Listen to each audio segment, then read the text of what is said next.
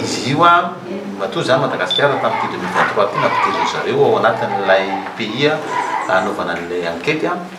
dia hita hoe misy zany ilay ingérence dia misy hitako tokoa zany fa misy l'ingérence efa ilay nazavaina teo ny hoe misy omerika be dia be ny ingérence ohatra hoe ny voalaza ao anatin'ny resaka ady am'sikara io ohatra hoe ny industrie tabac tokony tsy mitsapatsapaka manao zavatra mety anotoana ny ady am'sikara dia misy nefa zany ohatra hoe misy manampy amin'ny fanjakana izy amin'ny ady mamiadana ohatra nefa kay zareo industrie tabac misy koa ohatra hoe Madagasikara zao miady amin'ny tontolo iainana dia zareo koa mirotsaka ohatrany manampy Madagasikara malalan'ny RSE amin'izay resaka fambolekazo resaka tontolo iainana zay. Misy koa ohatrany hoe ny Madagasikara manao an'ilay hoe tsy azo atao mivarotra sikara amin'ny ankizy latsaka amin'ny 20 taona amin'ny raha didim-pitondrana na 1871 dia mamoaka afisy ny industrie tabac ireny raha mahita manerana Madagasikara reny dia apetrany eo ilay publicité kely ny hoe ty sigara zao ny vidiny dia ao ambany izy manoratra hoe tsy azo atao mivarotra sigara amin'ny ankizy latsaka amin'ny 20 taona vokatry ny didim-pitondrana 1871 nefa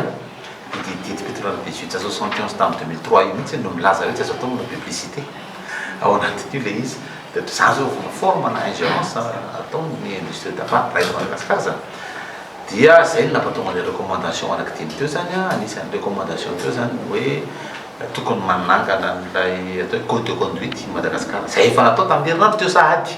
ny atelier lava be ny validation an'izay resaka code de conduite zay hoe fitondran-tena ny mpiantsehatra Madagasikara indrindrindra ny hoe fanjakana sy ny tontolo ao anatiny zany fa manina misy code de conduite misy code de conduite satria ndraindray tokotrany lay ohatra commune lavitra ny ambanivohitra any ohatra lehibe ny tanàna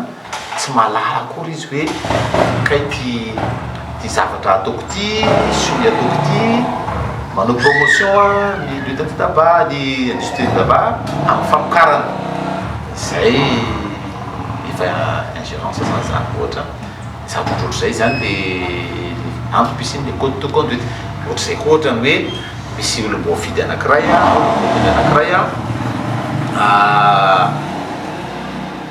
noho ny amin'ny asany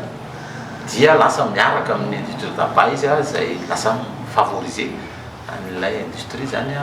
dia lasa minterférer amin'le lutte anti-tabac dia zany ny antony isin'le code de conduite zany dia ny code de conduite mazava ho azy misy fitsipika be dia be zany namola volana zaho ta misy membre atao anatin'le karakara zay validation zay code de conduite zay dia misy zavatra maro be ao anatiny dia misy sazy sanction disciplinaire ao anatin'le izy rehefa voamarina zany hoe ty asa nataon'ny olona ty dia misy conflit d'intérêt directa na indirecta par rapport au lutte anti-tabac